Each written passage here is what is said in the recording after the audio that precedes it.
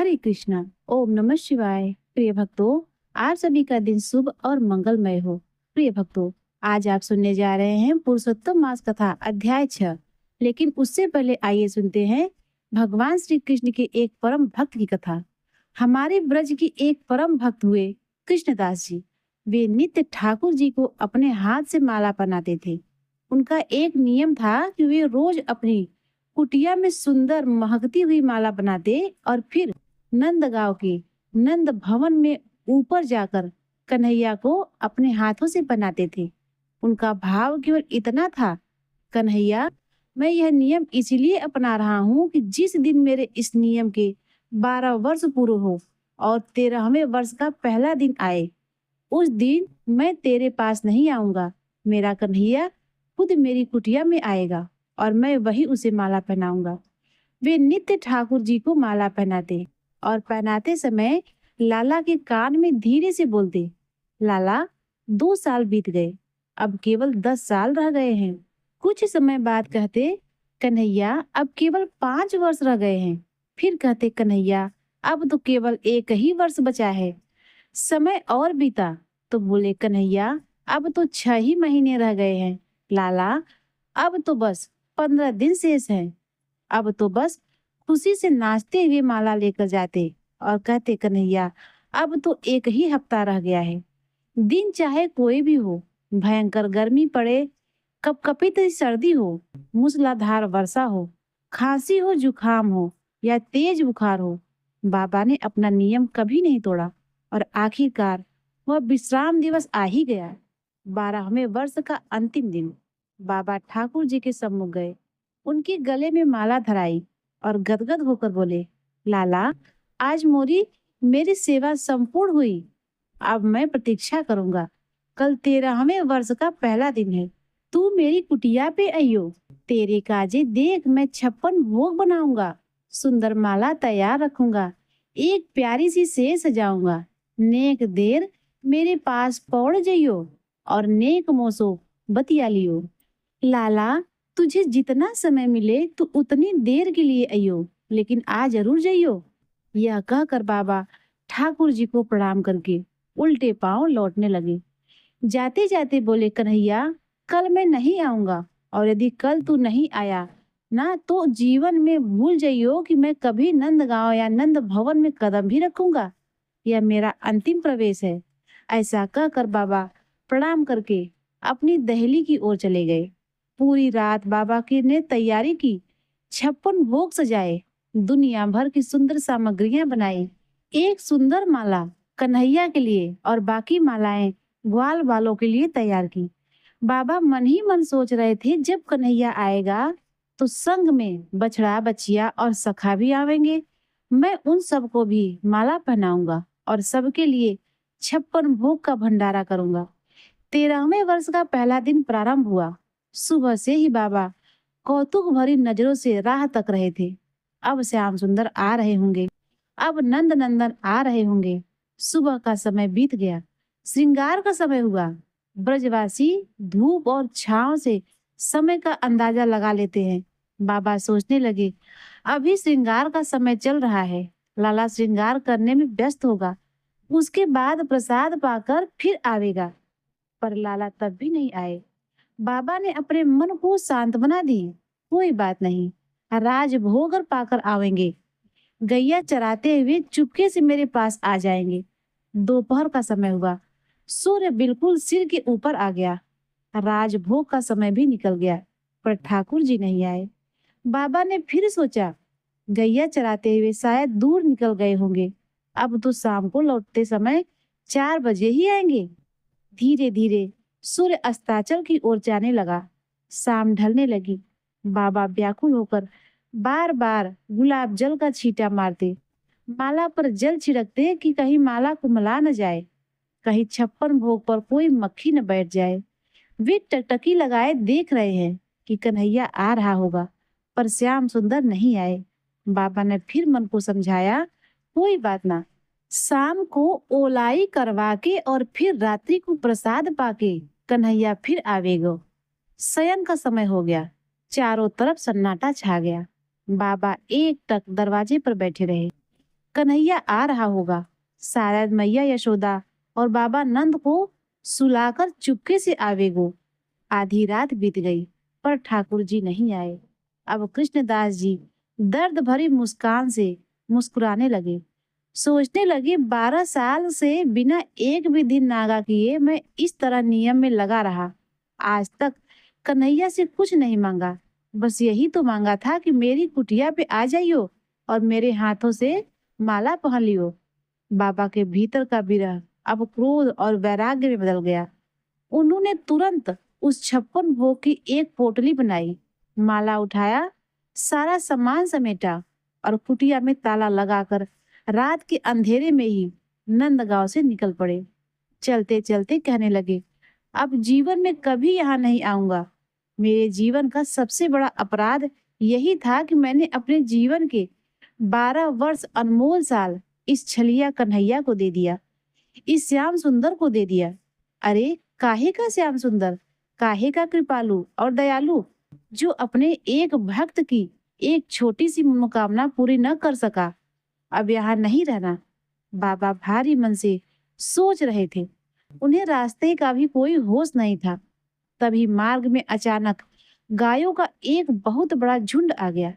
जैसे ही बाबा उस झुंड के बीच जाने लगे, इतने में ही पीछे से एक छोटा सा ग्वारिया दौड़ आया।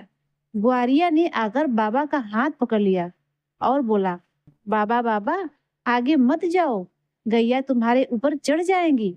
बाबा ने पीछे मुड़कर देखा। एक नन्हा सा सुंदर सा बालक खड़ा था।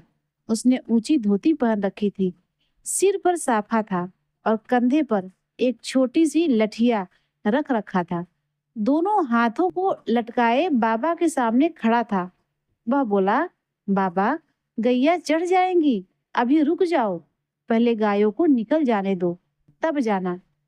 तब तक यहीं बैठ जाओ और मुझसे थोड़ी बातें कर लो। बाबा वहीं बैठ गए और पूछने लगे, यह किसकी गैया है? बालक बोला, यह नंद बाबा की गैया है। बाबा ने पूछा, अभी और कितनी गैया है? बालक ने कहा, अभी तो बाबा बहुत गैया है, तुम्हें जाने में समय लगेगा, इन्हें निकल जाने दो, फिर चले जाइयो। दोनों में बातें होने लगी। बाबा ने पूछा, कहाँ से हो, कौन हो? वह बालक बोला, वह सब तो मैं बाद में बताऊंगा बाबा, पहले यह बताओ कि तुम्हारी इस पोटली में से देसी घी की इतनी सुंदर सुगंध क्यों आ रही है? इसके भीतर क्या रखा है? बाबा का घाव फिर से हरा हो गया। वे बोले, अब क्या बताऊं रे लाला, वह जो ऊपर बैठा छलिया माखन चोर है ना, एक नंबर का कपटी, उसके लिए 56 भोग बना रखा था, वह तो आया नहीं, इसीलिए अब छोड़ छाड़ कर जा रहा हूँ। ग्वारिया चंचलता से बोला, तो फिर अब इसका क्या करोगे? बाबा बोले, दूर जाकर कहीं खुद ही खा लूंगा। ग्वारिया मुस्कुरा कर बोला, दूर जाकर क्या खाओगे बाबा, यहीं खा लो ना, और नेक नेक मुझे भी दे दो। बाबा बोले, हाँ ठीक कहता है, चल यहीं खा लेते हैं। बाबा ने पोटली खोली और सारी सामग्री निकाल ली। बाबा खुद भी खाने लगे और बोले, ले लाला तू भी पाले। वह बालक अपने हाथ दिखाते हुए बोला, बाबा मेरे हाथों में तो गोबर लगा है, हाथ गंदे हैं, अब हाथ धोने कहाँ जाऊंगा, जल कहाँ से लाऊंगा? एक काम करो ना, आप अपने ही हाथों से मुझे खवा दो। बाबा हंसकर बोले, अच्छा जैसा तेरा स्वामी कन्हैया है वैसे ही तुम सब हो। पूरे गांव से वह अपनी सेवा करवाता है और अब तू भी मुझसे सेवा करवा रहा है। जान भी प्रेम से नहीं दे रहा है कोई, बस सेवा करवा लो इनसे। पूरा गांव ही एक जैसा है। अब बाबा एक टुकड़ा खुद खाते और एक टुकड़ा प्यारे से उस नन्हे ग्वारिया को खिलाते। खिलाते खिलाते अचानक बाबा की नजर उस ग्वारिया के मुखमंडल पर पड़ी। बाबा के नेत्र लाल हो गए और आंखों से आंसू की धारा बहने लगी। यह देखकर ग्वारिया बोला, अब रोते क्यों हो बाबा, क्यों रो रहे हो? बाबा रोते हुए बोले, मैं इसीलिए रो रहा हूँ क्योंकि तभी से उस ग्वारिया ने बात काटते हुए बड़े लाड से कहा, बाबा तुमने सब कुछ तो खिला दिया पर आज मुझे माला न पहनाई। यह सुनते ही बाबा चौंक गए, कांपते हुए बोले, कौन हो तुम? और देखते ही देखते चमत्कार हुआ। वह साधारण सा ग्वारिया साक्षात ठाकुर जी के दिव्य श्याम सुंदर रूप में प्रकट हो गए। सिर पर मोर मुकुट सज गया, हाथों में बंसी आ गई, कंधे पर लकुटी आ गई। ठाकुर जी का वह परम सुंदर सर्वांगीण स्वरूप प्रकट हो गया और वे बाबा को दिव्य दर्शन देने लगे। ठाकुर जी बोले, बाबा मैं आ गया, तेरा प्रसाद भी पा लिया, अब जल्दी से यह माला मुझे पहना दे। सच कहता हूँ बाबा, आज पूरे दिन मेरा मन कहीं नहीं लगा। पिछले 12 साल से रोज तेरे हाथों की बनी माला जब मेरे अंगों को स्पर्श करती थी तो मुझे लगता था कि यह माला नहीं बल्कि मेरा कृष्णदास मुझसे लिपट गया है। आज पूरे दिन मैं तेरे इस स्पर्श के लिए व्याकुल हो गया। बाबा जल्दी से माला पहना और मेरा आलिंगन कर ले। पर कृष्णदास जी अभी भी मान क्रोध में थे। वे बोले, नहीं पहनाऊंगा, आज यह माला तेरे गले में नहीं जाएगी। ठाकुर जी ने अचरज से पूछा, तो फिर किसके गले में जाएगी बाबा? बाबा बोले, मैं यह विचार कर रहा हूँ कि मैंने केवल बरसाने जाने का मन ही बनाया तो तू यहाँ नंगे पैर दौड़ चला आया। यदि मैं यह माला ले जाकर साक्षात किशोरी जी श्री राधा रानी के चरणों में धरा दूंगा और वहीं उनका होकर रहूंगा तो सोच, जहां जाने की इच्छा मात्र से तू प्रकट हो गया। अगर मैं वही निवास करूंगा तो तू तो रोज मेरे पीछे पीछे भागा आएगा। ठाकुर जी बाबा के हाथ पकड़ने लगे, पांव पकड़ने लगे कि बाबा रुक जा। पर कृष्णदास जी बोले, अब ना रुकूंगा, अब तो किशोरी जी के चरणों का ही आश्रय लूंगा। बाबा आगे दौड़े और पीछे ठाकुर जी दौड़ने लगे। अरे बाबा रुक जा, मेरी बात सुन ले। बाबा बोले, अब जो कहना है वही अदालत किशोरी जी के दरबार में आकर पेशी करियो, मैं तो वहीं रहूंगा। दौड़कर बाबा बरसाने पहुंचे और सबसे पहले किशोरी जी के चरणों में समर्पित होकर अपना नाम बदला, राधा दास। उन्होंने वह सुंदर माला श्री जी के चरणों में अर्पित की और जैसे ही बाबा ने प्रणाम करके किशोरी जी के विग्रह को देखा तो उन्हें साक्षात किशोरी जी में श्याम सुंदर और श्याम सुंदर में किशोरी जी का अभिमन स्वरूप दिखाई दिया। दोनों एक हो गए थे। प्रिय भक्तों, इस कथा का यही मतलब होता है कि यदि कोई जीव किशोरी जी यानी राधा रानी जी की शरण लेता है तो श्याम सुंदर उसे कभी विरह का दुख नहीं देते, क्योंकि ठाकुर जी तो नित्य अपनी लाडली जी के ही अधीन हैं। ऐसा करुणामय किशोरी जी को हम बारंबार प्रणाम करते हैं। बोलिए कृष्ण भगवान की जय, राधा रानी की जय। प्रिय भक्तों, अब आइए सुनते हैं पुरुषोत्तम मास कथा अध्याय 6। हे नारद, जब भगवान विष्णु ने देखा कि मलमास दुख के दावानल में जल रहा है और अत्यंत अनाथ हो चुका है, तब वे उस दिन और असहाय मास का हाथ पकड़कर उसे धीरज बंधाते हुए गोलोक धाम की ओर ले चल पड़े। अधिक मास को साथ लेकर भगवान विष्णु जैसे ही दिव्य गोलोक धाम पहुंचे, वहां का दृश्य अद्भुत और अलौकिक था। गोलोक धाम में चारों ओर मणियों और रत्नों के विशाल खंभे सुशोभित हो रहे थे। वह भागवत धाम साक्षात सच्चिदानंद का विग्रह था। दूर से ही भगवान विष्णु ने उस परम मनोहर और अलौकिक ज्योति को देखा। वह तेज इतना तीव्र, इतना पावन और जाज्वल्यमान था कि भगवान विष्णु के नेत्र भी उस दिव्य प्रकाश को सहन नहीं कर पाए और स्वतः ही बंद हो गए। भगवान विष्णु ने गोलोक के भीतर प्रवेश किया। वहां साक्षात परात्पर ब्रह्मराज के स्वामी श्री कृष्ण विराजमान थे। विष्णु जी ने उनके समीप जाकर अत्यंत विनीत भाव से पुरुषोत्तम श्री कृष्ण के चरणों में साष्टांग दंडवत प्रणाम किया और हाथ जोड़कर गदगद कंठ से जगत के स्वामी की स्तुति करना प्रारंभ किया। भगवान विष्णु बोले, हे सर्वेश्वर, हे परमेश्वर, आप समस्त प्राकृतिक गुणों के सर्वथा परे हैं। आप ही गोविंद हैं। आप ही वेदों के एकमात्र अविनाशी अक्षर हैं। आप अव्यक्त होकर भी भक्तों के लिए व्यक्त रूप धारण करते हैं। आप कभी नष्ट न होने वाले अव्यय पुरुष हैं। हे प्रभु, इस सुंदर गोप वेश को धारण करने वाले, संपूर्ण त्रिलोकी के मन को अपनी ओर आकर्षित करने वाले मनमोहन, आपका यह सौम्य रूप, यह त्रिभंगी मनोहर आकृति भक्तों के प्राणों को आनंद देने वाली है। आप रास मंडल के स्वामी हैं। आपके हाथों में यह अलौकिक मुरली सुशोभित है और अंगों पर पीतांबर लहरा रहा है। हे अच्युत, हे अविनाशी भगवान, मुझ पर और इस दीन आत्मा पर प्रसन्न होइए, अपनी करुणा की वर्षा कीजिए। भगवान विष्णु जब इस प्रकार स्तुति कर रहे थे, तब उनके पीछे खड़ा मलमास लगातार कांप रहा था। वह लज्जा, ग्लानि और भय से भरा हुआ था। दया सागर विष्णु जी ने उस कांपते हुए, अश्रु बहाते हुए मलमास को आगे बढ़ाया और साक्षात श्री कृष्ण के चरणाबिंदु में झुका दिया। मलमास प्रभु के चरणों में पकड़कर फूट फूट कर रोने लगा। गोलोक बिहारी श्री कृष्ण ने जब उस बालक रूपी मांस को इस प्रकार अपने चरणों में विलाप करते देखा, तो उनका करुणामय हृदय द्रवित हो उठा। श्री कृष्ण ने बड़े लाड से भगवान विष्णु की ओर देखा और मंद मंद मुस्कुराते हुए पूछा, हे विष्णु, यह कौन है? यह इतना भयभीत क्यों है? और इस परम आनंदमय गोलोक धाम में, जहाँ कभी दुख का लेस मात्र भी नहीं होता, यह किसके लिए इस प्रकार व्याकुल होकर रो रहा है? इसका क्या कारण है? भगवान विष्णु हाथ जोड़कर खड़े हो गए। उन्होंने श्री कृष्ण से मुख कमल की ओर निहारते हुए कहा, हे वृंदावन चंद्र, हे करुणा सागर, श्री कृष्ण, इस दीन मलमास के कष्टों की कथा अत्यंत मर्म स्पर्शी है। इसे मैं आपके सम्मुख कहने आया हूँ। संसार के लोगों ने इसे बिल्कुल अकेला और अनाथ कर दिया है। यह निरीश्वर है। इसका समाज में कोई रक्षक नहीं था। इसीलिए मैं इसे आपके द्वार पर लेकर आया हूँ। आप इसके हृदय में जल रहे दुख के दावानल को शांत करो। विष्णु जी आगे बोले, हे कन्हैया, विधाता की सृष्टि में इस अधिक मास को उत्तरायण और दक्षिणायन दोनों ही समयों में पूरी तरह से त्याग दिया गया है। संपूर्ण संसार में इसे अपूज्य माना जाता है।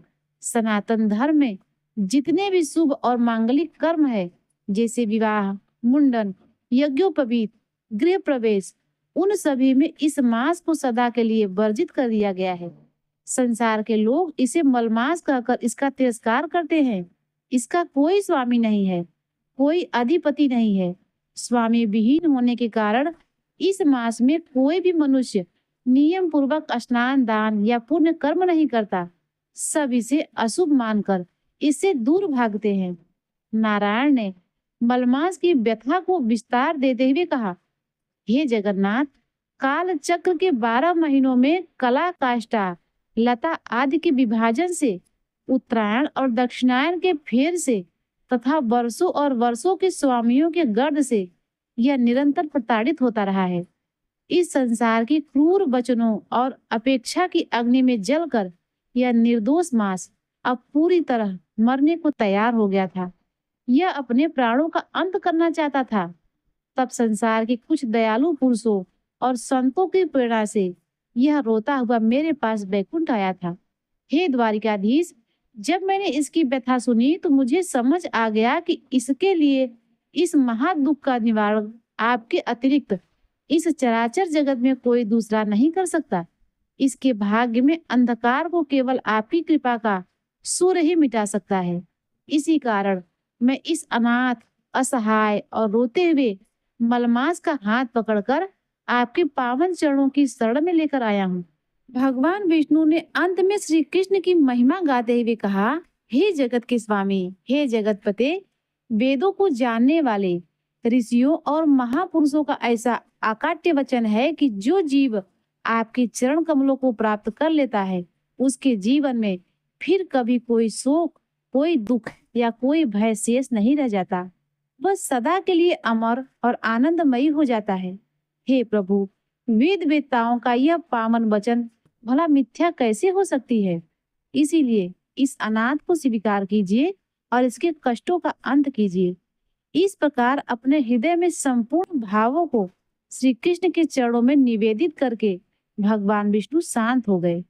वे अत्यंत प्रेम और विस्मय के साथ शांत भाव से खड़े होकर साक्षात श्री कृष्ण के सुंदर मुखारविंद को एकटक निहारने लगे और प्रतीक्षा करने लगे कि अब प्रभु इस दीन मलमास पर क्या कृपा करते हैं।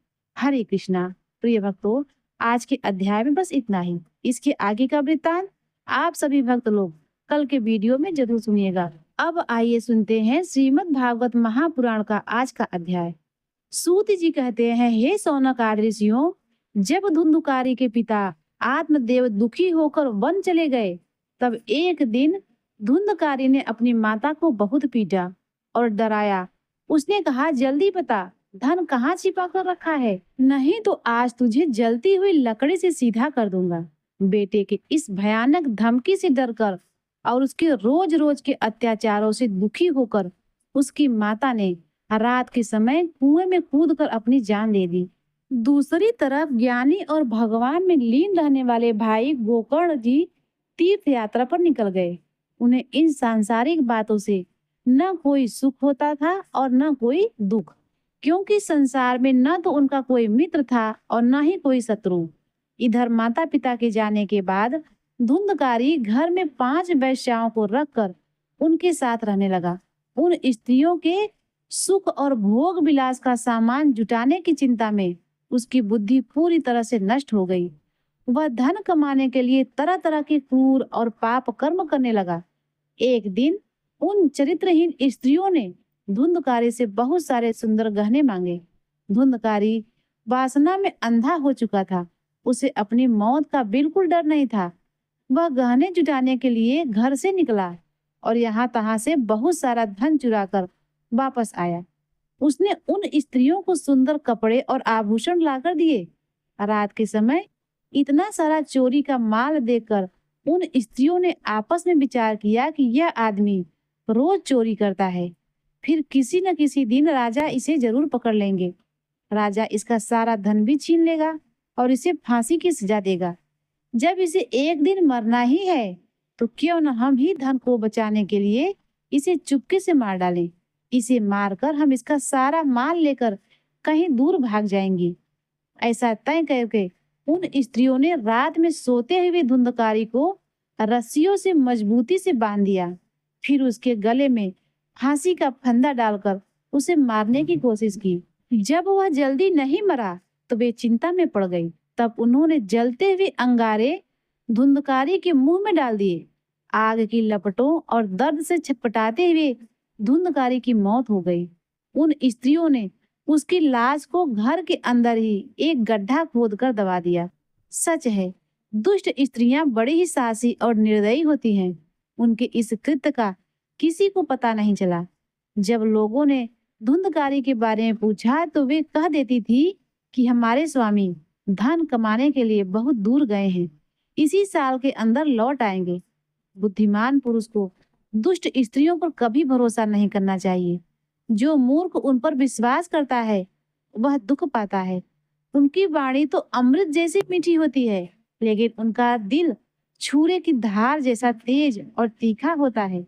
ऐसी स्त्रियों का सगा कोई नहीं होता। वे स्त्रियां धुंधकारी की सारी धन दौलत समेटकर वहां से रफू चक्कर हो गई। अपने भयानक पापों के कारण धुंधकारी मरने के बाद एक बहुत ही डरावना प्रेत बन गया। वह बवंडर का रूप लेकर 10 दिशाओं में भटकता रहता था।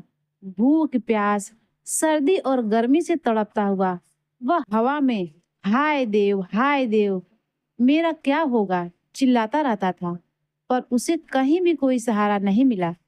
कुछ समय बीतने पर गोकर्ण जी को लोगों के मुंह से भाई धुंधकारी की मौत की खबर मिली। धुंधकारी को अनाथ समझकर गोकर्ण जी ने गया जी जाकर विधि विधान से उसका श्राद्ध किया। इसके बाद वे जहां तहां से तीर्थों में जाते अपने भाई के नाम का श्राद्ध जरूर करते थे। तीर्थ यात्रा करते करते एक दिन गोकर्ण जी वापस अपने नगर लौटे। रात के समय लोगों की नजरों से बचकर वे चुपचाप अपने ही घर के आंगन में सो गए। आधी रात के समय धुंधकारी ने अपने भाई गोकर्ण को सोए हुए देखा और उनके सामने अपना बहुत ही भयानक रूप दिखाया। वह प्रेत कभी भेड़ बन जाता, कभी हाथी बन जाता, कभी भैंसा बन जाता, तो कभी इंद्र और कभी आग का रूप धारण कर लेता। आखिर में वह एक इंसान के आकार के सामने आया। इस डरावने स्वरूप को देखकर गोकर्ण जी समझ गए कि यह कोई बुरी योनि में फंसा हुआ जीव है। उन्होंने बड़े धैर्य से उससे पूछा। गोकर्ण जी ने कहा, तू कौन है? रात के समय मुझे ऐसे डरावने रूप क्यों दिखा रहा है? तेरी यह हालत कैसी हुई? मुझे सच सच बता। तो कोई भूत है, पिशाच है या राक्षस है? सूत जी कहते हैं, गोकर्ण जी के पूछने से ही वह प्रेत जोर जोर से रोने लगा। भूख, प्यास और कष्ट के कारण उसमें बोलने की शक्ति नहीं थी, इसीलिए उसने केवल इशारे के लिए। तब गोकर्ण जी ने अपनी अंजलि में जल लिया, उसे मंत्रों से पवित्र किया और उस प्रेत पर छिड़क दिया। इस अभिमंत्रित जल के असर से प्रेत के पाप कुछ कम हुए और उसे बोलने की शक्ति मिल गई। प्रेत बोला, भाई मैं तुम्हारा ही भाई धुंधकारू हूँ। मैंने अपने गलत कामों से अपना ब्राह्मण धर्म नष्ट कर दिया था। मेरे पापों की कोई गिनती नहीं है। मैं अज्ञान के अंधेरे में भटकता रहा और लोगों को सताता रहा। अंत में उन वैश्वाओं ने मुझे तड़पा तड़पा कर मार डाला। इसी वजह से मैं इस भयानक प्रेत योनि में दुर्दशा झेल रहा हूँ। अब केवल हवा खाकर ही जी रहा हूँ। भाई, तुम दया के सागर हो, मुझे जल्दी से इस कष्ट से छुड़ाओ। गोकर्ण जी ने अचरज से कहा, भाई मुझे बड़ा आश्चर्य हो रहा है। मैंने तुम्हारे लिए गया जी जाकर पूरे नियम से पिंडदान और श्राद्ध किया था, फिर भी तुम प्रेत योनि से मुक्त क्यों नहीं हुए? अगर गया जी के श्राद्ध से भी तुम्हारी मुक्ति नहीं हुई तो संसार में इसका कोई दूसरा उपाय नहीं दिखता।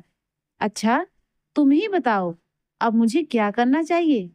प्रेत ने रोते हुए कहा, भाई मेरी मुक्ति ऐसे सैकड़ों गया श्राद्धों से भी नहीं हो सकती। मेरे पाप बहुत बड़े हैं, तुम कोई और ही उपाय सोचो। यह सुनकर गोकर्ण जी को बड़ा अचंभा हुआ। उन्होंने कहा, अगर सैकड़ों गया श्राद्ध से भी मुक्ति नहीं हो सकती तब तो यह काम असंभव लगता है। खैर, अभी तुम बिना डरे अपने स्थान पर जाओ, मैं विचार करके तुम्हारी मुक्ति का कोई उपाय निकालूंगा। गोकर्ण जी की आज्ञा पाकर प्रेत वहां से चला गया। गोकर्ण जी रात भर सोचते रहे पर उन्हें कोई रास्ता नहीं सूझा। सुबह जब लोगों को पता चला कि गोकर्ण जी आए हैं तो वे सब उनसे मिलने पहुंचे। तब गोकर्ण जी ने रात की पूरी घटना सबको सुना दी। वहां बड़े बड़े विद्वान, ज्ञानी और वेदों के जानकार लोग मौजूद थे।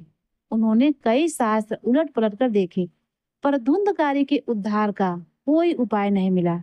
आखिर में सबने तय किया कि इस बारे में सूर्य नारायण से पूछना चाहिए। गोकर्ण जी ने अपने तपोबल से सूर्य देव की गति को रोक दिया और उनकी स्तुति करते हुए कहा, हे प्रभु, आप पूरे संसार के साक्षी हैं। मैं आपको प्रणाम करता हूँ। कृपा करके मुझे धुंधकारी की मुक्ति का उपाय बताइए। गोकर्ण जी की प्रार्थना सुनकर आकाश से सूर्य देव की स्पष्ट आवाज गूंजी, श्रीमद् भागवत कथा से ही इसकी मुक्ति हो सकती है। इसीलिए तुम 7 दिनों की भागवत कथा सप्ताह पारायण करो। सूर्य देव के इस धर्ममय वचन को वहां उपस्थित सभी लोगों ने सुना और कहा, यह उपाय बहुत सरल और उत्तम है, इसे जरूर कीजिए। गोकर्ण जी ने कथा सुनाने का निश्चय कर लिया। कथा की तैयारी हुई। आसपास के देशों और गांवों से हजारों लोग कथा सुनने के लिए उमड़ पड़े। लंगड़े, अंधे, बूढ़े और कम बुद्धि वाले लोग भी अपने पापों को धोने के लिए वहां आ गए। इतनी भारी भीड़ इकट्ठा हो गई कि देखते देखते देवता भी हैरान थे। जब गोकर्ण जी व्यास गद्दी पर बैठकर कथा सुनाने लगे तब वह धुंधकारी का प्रेत भी वहां आया। वाय रूप होने के कारण वह कहीं टिक नहीं पा रहा था और बैठने के लिए जगह ढूंढ रहा था। तभी उसकी नजर वहां रखे हुए एक सीधे 7 गांठे वाले बांस पर पड़ी। वह प्रेत उस बांस के नीचे वाले छेद में घुसकर बैठ गया और कथा सुनने लगा। गोकर्ण जी ने एक वैष्णव ब्राह्मण को मुख्य श्रोता बनाया और पहले अध्याय से साफ और मधुर आवाज में कथा सुनानी शुरू की। शाम के समय जब पहले दिन की कथा खत्म हुई तो एक अद्भुत चमत्कार हुआ। सबके देखते ही देखते उस बांस की एक गांठ तड़ तड़ आवाज के साथ फट गई। दूसरे दिन शाम को दूसरी गांठ फटी, तीसरे दिन तीसरी गांठ फटी। इसी तरह रोज शाम को एक एक गांठ फटती गई। 7वें दिन 7 गांठें फट गई और धुंधकारी भगवान के 12 स्कंदों की कथा सुनकर पूरी तरह पवित्र हो गया। प्रेत योनि से मुक्त होकर धुंधकारी एक सुंदर दिव्य रूप में सबके सामने प्रकट हुआ। उसका शरीर भगवान कृष्ण की तरह सांवला था उसने पीले रंग के वस्त्र पीताम्बर पहने हुए थे, गले में तुलसी की माला थी, सिर पर मुकुट और कानों में सुंदर कुंडल चमक रहे थे। उसने तुरंत अपने भाई गोकर्ण जी के पैर छुए और कहा, भाई, आपने कृपा करके मुझे प्रेत योनि से भयंकर दुखों से छुड़ा लिया। यह श्रीमद् भागवती कथा धन्य है और 7 दिनों का यह पाठ भी धन्य है, जो भगवान श्री कृष्ण के धाम को दिलाने वाला है। जब भागवत कथा का आयोजन होता है तो सारे पाप डर से कांपने लगते हैं। अब कथा हमारा अंत कर देगी। जिस तरह आग सूखी गीली छोटी बड़ी हर तरह की लकड़ियों को जलाकर राख कर देती है, वैसे ही यह 7 दिनों की कथा मन वचन और कर्म से किए गए नए पुराने छोटे बड़े सभी पापों को भस्म कर देती है। धुंधकारी ने आगे कहा, विद्वानों ने देवताओं की सभा में कहा है कि जो लोग भारतवर्ष में जन्म लेकर श्रीमद् भागवती कथा नहीं सुनते, उनका जीवन बेकार है। इस हांड मांस के नासवत शरीर को चाहे कितना भी पाल पोस कर बड़ा कर लो, बिना कथा सुने इससे क्या लाभ। यह शरीर तो केवल मल मूत्र का घड़ा है, जो बुढ़ापे और रोगों का घर है। अंत में इसे गाड़ दो तो कीड़े बन जाते हैं, पशु खा ले तो विष्ठा बन जाता है और आग में जला दो तो राख की ढेर हो जाती है। ऐसे अस्थिर शरीर से इंसान भगवान की भक्ति जैसा अविनाशी फल क्यों नहीं कमा लेता। जो खाना सुबह बनता है वह शाम तक सड़ जाता है, फिर उसी खाने से पले इस शरीर पर घमंड कैसा। इस संसार में भागवत कथा सुनने से भगवान बहुत जल्दी मिल जाते हैं। जो लोग इससे वंचित है, वे पानी के बुलबुले और मच्छरों की तरह केवल मरने के लिए ही पैदा होते हैं। जब इस कथा के प्रभाव से सूखे बांस की गांठें फट सकती हैं, तो इंसान के दिल की अज्ञान की गांठें खुल जाना कौन सी बड़ी बात है। सप्ताह श्रवण करने से मनुष्य के हृदय की गांठ खुल जाती है, उसके सारे संशय दूर हो जाते हैं और सारे कर्म शांत हो जाते हैं। यह भागवत कथा रूपी तीर्थ संसार के कीचड़ को धोने में बहुत चतुर है। जब यह दिल में बैठ जाता है तो मुक्ति निश्चित हो जाती है। जब धुंधकारी यह सब कह रहा था, तभी बैकुंठ लोक से भगवान के पार्षदों के साथ एक चमचमाता हुआ दिव्य विमान उतरा, जिससे चारों तरफ रोशनी फैल गई। सबके देखते ही देखते धुंधकारी उस विमान पर बैठ गया। यह देखकर गोकर्ण जी ने भगवान के सेवकों पार्षदों से एक सवाल पूछा कि हे प्रभु, हे प्रिय पार्षदों, यहाँ बहुत से शुद्ध मन वाले श्रोता बैठे हैं, आप उन सब के लिए विमान क्यों नहीं लाई। कथा तो सबने एक जैसी ही सुनी है, फिर इस फल में अंतर क्यों। धुंधकारी को ही विमान में क्यों मिला। भगवान के सेवकों ने उत्तर दिया, हे गोकर्ण जी, इस फल के अलग होने का कारण इन लोगों के सुनने का तरीका है। यह सच है कि सुना सबने एक साथ है, लेकिन सबने धुंधकारी की तरह इसका मनन चिंतन नहीं किया। इस प्रेत ने 7 दिनों तक भूखे रहकर एकाग्र मन से कथा सुनी और जो सुना उस पर लगातार विचार किया। जो ज्ञान पक्का नहीं होता वह बेकार चला जाता है। ध्यान न देने से सुनने का फल, शक करने से मंत्र का फल और मन के भटकने से नाम जप का फल नष्ट हो जाता है। भगवान के भक्तों से रहित स्थान, अयोग्य व्यक्ति को कराया गया श्राद्ध का भोजन, वेदों को न जानने वाले को दिया गया दान और सदाचार से हीन कुल, इन सब का नाश हो जाता है। गुरु के वचनों पर विश्वास, दीनता का भाव, मन में दोषों का विजय और कथा में पूरी एकाग्रता रखने से ही सुनने का असली फल मिलता है। यदि ये बाकी श्रोता फिर से एकाग्र होकर श्रीमद् भागवती कथा सुनेंगे तो उन्हें भी वैकुंठ की प्राप्ति होगी। और गोकर्ण जी, आपको लेने तो खुद भगवान स्वयं गोलोक धाम से आएंगे। ऐसा कहकर वे पार्षद हरि का कीर्तन करते हुए धुंधकारी को लेकर वैकुंठ चले गए। इसके बाद श्रावण के महीने में गोकर्ण जी ने दोबारा उसी तरह 7 दिनों की भागवत कथा का आयोजन किया। उन सभी श्रोताओं ने इस बार पूरे नियम और एकाग्रता के साथ दोबारा कथा सुनी। कथा समाप्ति पर एक अद्भुत घटना हुई। भगवान श्री कृष्ण स्वयं भक्तों से भरे हुए बहुत सारे विमानों के साथ प्रकट हो गए। चारों तरफ जय जयकार और प्रणाम की आवाजें गूंजने लगी। भगवान ने खुश होकर अपना 5 जन्य शंख बजाया और गोकर्ण जी को गले से लगा लिया। भगवान ने गोकर्ण जी को अपने जैसा ही रूप दे दिया। पल भर में ही भगवान ने वहां बैठे बाकी सभी श्रोताओं को भी अपने जैसा सांवला स्वरूप, रेशमी पीले वस्त्र, मुकुट और कुंडल दे दिए। उस गांव में मनुष्य तो क्या, कुत्ते और चांडाल जितने भी जीव थे, वे सभी गोकर्ण जी की कृपा से विमान पर बैठ गए और उन्हें उस परम धाम भेज दिया गया जहाँ बड़े बड़े योगी जाते हैं। इस प्रकार भक्त वत्सल भगवान श्री कृष्ण कथा से प्रसन्न होकर गोकर्ण जी को साथ लेकर अपने प्रिय गोलोक धाम चले गए। ठीक वैसे ही जैसे त्रेता युग में भगवान श्री राम पूरी अयोध्या के वासियों को अपने साथ साकेत धाम ले गए थे, जिस लोक में सूर्य, चंद्रमा और सिद्धों की भी पहुंच नहीं हो सकती, वे सब श्रीमद् भागवत सुनने से वहां चले जाते हैं। नारद जी 7 दिनों के इस भागवत यज्ञ का फल इतना उज्जवल है कि जिन्होंने अपने कानों से गोकर्ण जी की इस कथा का एक अक्षर भी सुन लिया, वे फिर कभी माता के गर्भ में नहीं आए, यानी वे जन्म मरण से बंधन से छूट गए। जिस परम गति को लोग हवा, पानी या पत्ते खाकर शरीर सुखा देने से, घोर तपस्या से या योगाभ्यास से भी सालों में नहीं पाते, उसे लोग 7 दिनों की भागवत कथा सुनकर आसानी से पा लेते हैं। इस पवित्र इतिहास का पाठ चित्रकूट पर बैठकर मुनीश्वर सांडिल भी हमेशा आनंद में मग्न होकर करते रहते हैं। यह इतनी पवित्र है, यह कथा इतनी पवित्र है कि एक बार सुनने से ही सारे पाप जल जाते हैं।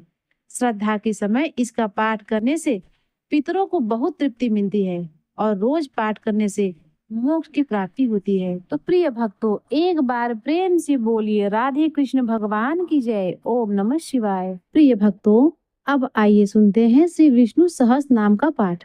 विश्वम अपानिधि विष्णु अधिष्ठानम वटकार अम्रमत भूत भव्य भवत प्रभु प्रतिष्ठित भूतकृत स्कंद भूतभृत स्कंधर भाव धुर्य भूतात्मा वरद भूत भामन वायुवाहन भूतात्मा वासुदेव परमात्मा बृहदानु मुक्तात्मा परमागति आदिदेव अव्यय पुरंदर पुरुषः आशोक साक्षी तारण क्षेत्रज्ञ तार अक्षर सूर योगः शौर्य योग विंदानेता जनेश्वर प्रधान पुरुषेश्वर अनुकूल नारसिंह वपुः सतावर्त श्रीमान पद्मी केशव पद्मनिभेक्षण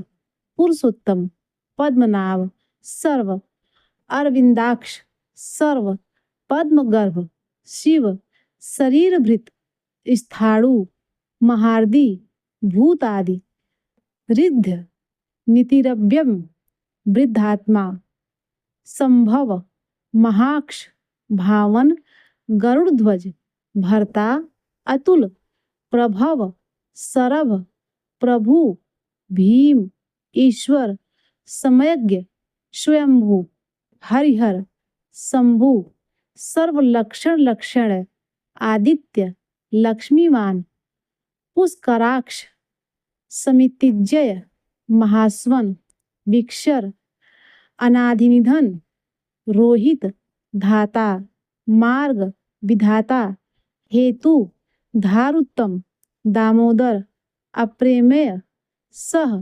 ऋषिकेश महिधर पद्मनाभ महाभाग अमर प्रभु वेगवान विश्वकर्मा अमितासन मनु उद्धव त्वष्टा क्षोभण स्थविष्ट देव स्थविरो ध्रुव श्रीगर्भ अग्राह परमेश्वर शाश्वत करणम कृष्ण कारणम लोहिताक्ष कर्ता प्रदर्दन विकर्ता प्रभूत गहन त्रिककुब्धाम गुह पवित्रम व्यवसाय मंगलपरम व्यवस्थान ईशान संस्थान प्राणद स्थानद प्राण ध्रुव ज्येष्ठ परधि श्रेष्ठ, परम स्पष्ट, प्रजापति, तुष्ट, हृदय गर्भ, पुष्ट,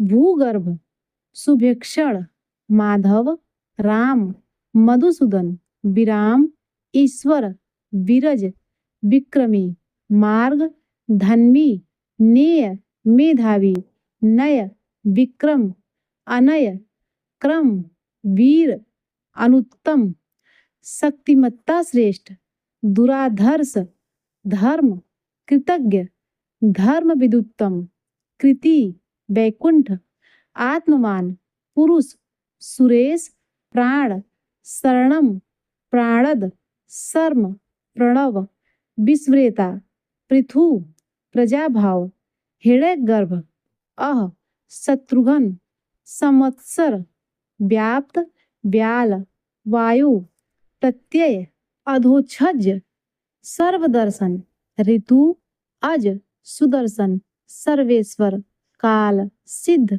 परमेष्ठि, सिद्धि, परिग्रह, सर्वादि, उग्र, अच्युत, संवत्सर, कृशाकपि, दक्ष, अयोआत्मा, विश्राम, सर्वयोग विनहश्रित, विश्व दक्षिण, वसु, विस्तार, वसुमना, स्थावर स्थाणु, सत्य, प्रमाणम, समाप्तम, बीजमव्यम, सम्मित, अर्थ, सम, अनर्थ, अमोघ, महाकोश, पुंडरीकाक्ष, महाभोग, विश्वकर्मा, महाधन, विषाकृति, अनिर्विणम, रुद्र, स्थविष्ट, बहुशिरा, अभु, बभ्रू, धर्मयुग, विश्वयोनि, महामख, सुचित्रवा, नक्षत्र नेमी, अमृत, नक्षत्री, शाश्वत स्थाणु, छम,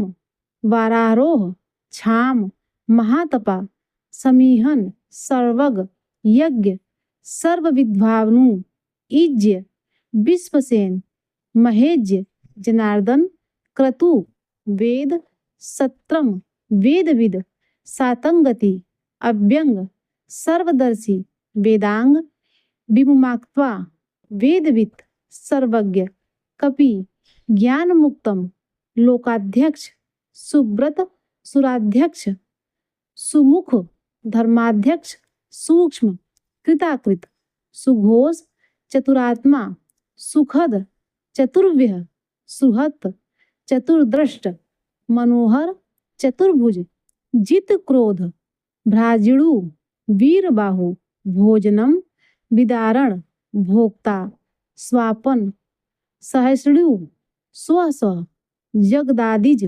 व्यामी, अनघ, नैकात्मा, विजय, नैक कर्मकृत, जेता, वत्सर, विश्वयोनि, वत्सल, पुनर्वसु, वत्सी, उपेंद्र, रत्नगर्भ, वामन, धनेश्वर, प्रांशु, धर्मगुप्त, अमोघ, धर्मकृत, सुचि, धर्मी, ऊर्जित, सत, अतीन्द्र, असत, संग्रह, क्षरम, सर्ग, अक्षरम, धृत्मा, अभिज्ञाता, नियम, सहस्त्रांशु, यम, विधाता, वेद्य, कृतलक्षण, वैद्य, गभ स्त्नेमी, सदा योगी, सत्वस्थ, विराहा, सिंह, माधव, भूत महेश्वर, मधु, आदिदेव, अतीन्द्रिय, महादेव, महामाया, देवेश, महोत्साह,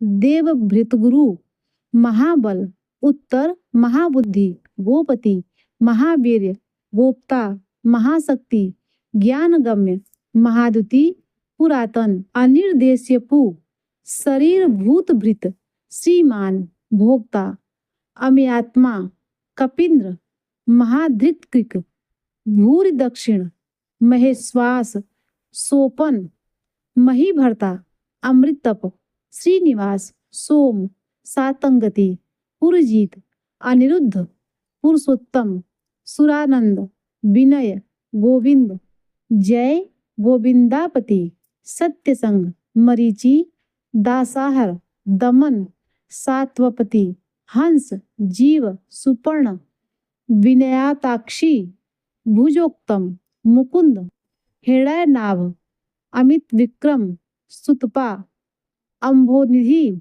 पद्मनाभ, अनंतात्मा, प्रजापति, महोदक्षाय, अमृत्यु, अंतक, सर्वत्रिक, अज, सिंह, महार, संधाता, स्वभाव्य, संधिमान, जितामित्र, स्थिर, प्रमोदन, अज, आनंद, दूर्मपर्श, नंदन, शास्ता, नंद, विश्वसुता, सत्यधर्मा, सुरारिहा, त्रिविक्रम, गुरु, महर्षि, कपिलाचार्य, गुरुतम, कृत्य, धाम, मोदिनीपति, सत्य, त्रिपद, सत्य पराक्रम, त्रिदशाध्यक्ष, निमिष, महासंज्ञ, अनिमिष, कृतांतकृत, सग्रीवी, महावराह, वाचस्पति, उदारधि, गोविंद, अग्रणी, सुरेश, ग्रामणी, कनागांधी,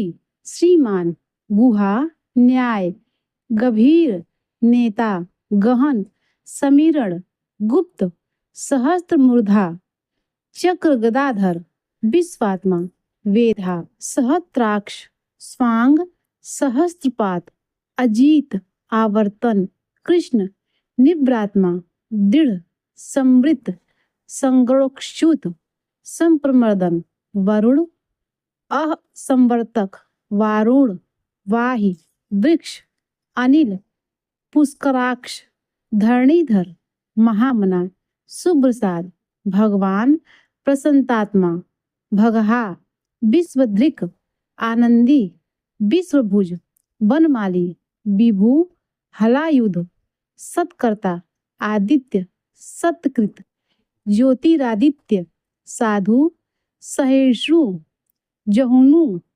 गतिसत्तम, नारायण, सुंधवा, नर, खड्ग परशु, असंख्येय, दारुण, अप्रेमात्मा, द्रविड़ात्प्रद, विशिष्ट, दिव स्पृक, विशिकृत, सर्वदिग्व्यास, सूचि, वाचस्पति योजना, सिद्धार्थ, त्रिसामा, सिद्ध संकल्प, सामग, सिद्धिद, साम, सिद्ध साधन, निर्वाणम, बृहाई, वेशजः, वृषभ, विशक, विष्णु, संन्यासकृत, वृषपर्वा, सम, वृषोदर, शांत, वर्धन, निष्ठा, वर्धमान, शांति, विविक्त, परायणम, श्रुतिसागर, शुभांग, सुभुज, शांतिद, दुर्धर, सृष्टा, वाग्मी, कुमुद, महेंद्र, कुवलेशय, वसुद, गोहित, वसु, गोपति, नैक रूप, गोप्ता, बृहद्रूप, वृषभाक्ष, विपिष्ट, वृषप्रिय, प्रकाशन, अनिवर्ती, ओजस, तेजो, द्युतिधर, निर्दात्मा, प्रकाशात्मा, संक्षेपता, प्रपादन, क्षेमकृत, हृद, शिव, स्पाटक्षर, श्रीवत्सवक्षा, मंत्र, श्रीवास, चंद्रासु, श्रीपति, भास्कर दुति, श्रीमांतावर, अमृत, शुद्धव, श्रीद, भानु, श्रीस, ससबिंदु, श्रीनिवास, सुरेश, श्रीनिधि, औषधम, श्री विभावन, जगसेतु, श्रीधर, सत्य धर्म पराक्रम, श्रीकर, भूत भव्य, भवनाथ, श्रेय, भवन, पवन, श्रीमान, पावन, लोकत्रयाश्रय, अनल, स्वच्छ, कमहा, स्वंग, कामकृत, सतानंद, कांत, नंदी, काम, ज्योतिर्गणेश्वर, कामप्रद, बीजात्मा, प्रभु, अविध्यात्मा, युगादिकृत, सत्कीर्ति, युगावर्त, छिन्न संयम, नैकमान, उदीर्ण, महासन, सर्वतक्षु, अदृश्य, अनीश, व्यक्त रूप, शाश्वत स्थिर, सहस्त्रजीत, भूषण, अनंतजीत, भूषण, इष्ट, भूति, अभिष्ट, विशोक, विशिष्ट, शोकनाशक, शिखंडी, अर्चमान, नहुस, अर्चित, वृष, कुंभ, क्रोधहा, विश्वात्मा, क्रोधकृतकर्ता, विशोधन, विश्वबाहु, अनिरुद्ध, महीधर, अपतीरथ, अच्युत, प्रद्युम्न, प्रथित,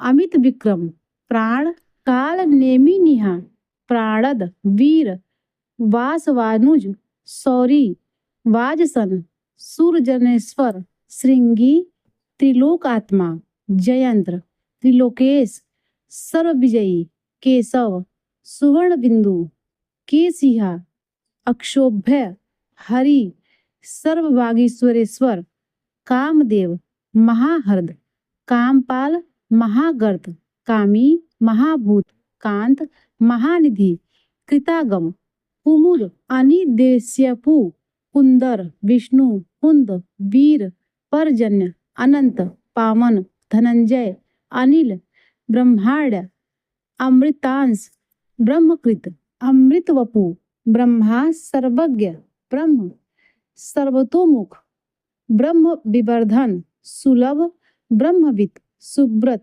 ब्राह्मण, सिद्ध, ब्रह्मी, शत्रुजीत, ब्रह्मज्ञ, शत्रुतापन, ब्राह्मण प्रिय, न्यायग्रोध, महाक्रम, उदुम्बर, महाकर्मा, अश्वत्थ, महातेजा, चारु, रांध्र, निपुषूदन, महोरग, सहस्त्राष्टी, महाक्रतु, सप्तजिह, महायज्वा, सप्तैधा, महायज्ञ, सप्तवाहन, महाहवि, अमूर्ति, स्तव्य, अनघ, स्तवप्रिय, अचिंतन्य, स्त्रोतम, भयकृत, स्तुति, भयनाशक, स्तोता, अणु, रणप्रिय, बृहद, पूर्ण, कृष, पुरैता, स्थूल, पुण्य, गुणभृत, पुण्य कीर्ति, निर्गुण, अनामय, महान, मनोजय, अघृत, तीर्थकर,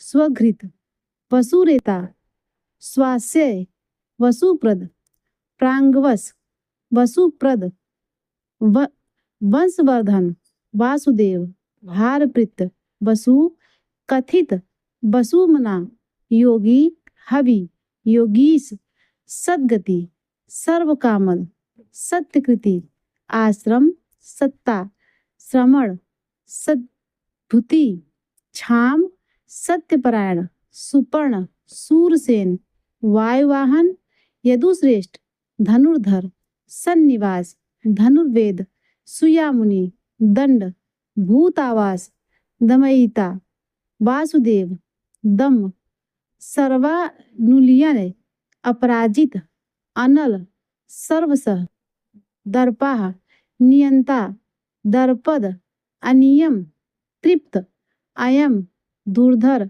सत्यवान, अपराजित, सात्विक, विश्वमूर्ति, सत्य, महामूर्ति, सत्य धर्मपरायण, दीप्त मूर्ति, अभिप्राय, अमूर्तिमान, प्रिहार, अनेक मूर्ति, हर, अव्यक्त, प्रियकृत, सतमूर्ति, प्रीतिवर्धन, सनातन, विहाय सगति, एक, ज्योति, नैक, सुरुचि, सव, हतभुक, कह, विभु, किंग, रवि, यत, विरोचन, तत्, सूर्य, पद्मानुत्तम, सविता, लोकबंधु, रविलोचन, लोकनाथ, अनंत, माधव, हतभुक, भक्तवत्सल, भोक्ता, सुवर्णवर्ण, सुखद, हेमांग, नैकज, वारांग, अग्रज, चंदनांगदी, अनिविर्ण, विरहा, सदा महर्षि, विषम, लोकाधिष्ठानाम, शून्य, अद्भुत, घृतासी, सनातन, अचल, सनातनम, चल, कपिल, अमानी, कपि, मादन, अव्यय, मान्य, स्वतित, लोकस्वामी, स्वस्तिकृत, त्रिलोकधृक, स्वस्ति, सुमेधा, स्वस्ति भुक, मेधज, स्वस्ति दक्षिण, धन्य, और औरौद्र, सत्यमेघा, कुंडली, धराधर, चक्री, तेजोवृष, जन्म मृत्यु, जरातिग, द्युतिधर, भूर्भ, स्वतरु, सर्वसत्र, भीतांबर, तार, प्रग्रह सविता निग्रह प्रपितामह व्यग्र यज्ञ नैसर्गिक यज्ञपति गदाग्रज यज्वा चतुर्मूर्ति यज्ञांग चतुर्बाहु यज्ञवाहन चतुर्व्यूह यज्ञभृत चतुर्गर्ति यज्ञकृत चतुरात्मा यज्ञी चतुर्भाव यज्ञभुक चतुर्वेदित यज्ञ साधन एक बात यज्ञांतकृत समावर्त यज्ञ गुहाम अनिवृत्तात्मा अन्नम दुर्जय अनानंद दुर्तिक्रम आत्मयोनि दुर्लभ स्वयंजात दुर्गम वैखान दुर्ग सामगायन दुरावसा देवकी नंदन दुरारिहा सृष्टा शुभांग क्षितिज लोक सारंग पापनाशक सुतंतु शंखभृत तंतुवर्धन नंदकी इंद्रकर्मा चक्री महाकर्मा सांग धनवा कृतकर्मा गदाधर कृतागम रणापाड़ी उद्भव अवक्षोभ सुंदर सर्व प्रहरायुध सुंद चतुरक्ष रत्ननाभ गभीरात्म सुलोचन विदिश अर्क व्यादिश विक्रमी दिश उर्जित शासन अनादि सप्तादिग भुवो भुव सप्तसह लक्ष्मी शिशिर सुवीर सर्वरीकर अधाता अक्रूर आधार निलय पेशल ऊर्ध्वग दक्ष एकात्मा दक्षिण जन जन्मादि क्षमिणावर जनन विद्वत् तत्वम वीत भय तत्वित पूर्ण श्रवण कीर्तन पड़ उत्तरायण पुष्पहास दुष्कृतहा प्रजागर पुण्य प्रणव दुस्वप्न प्राशन प्रमाणम वीरहा प्राण जीवन रक्षण प्राणद संत प्राण निलय जीवन प्राणभृत पर्यवस्थित भीम अनंत रूप भीमाक्रम अनंत श्री रुचिगा चिन्मंतु विश्वम भयापह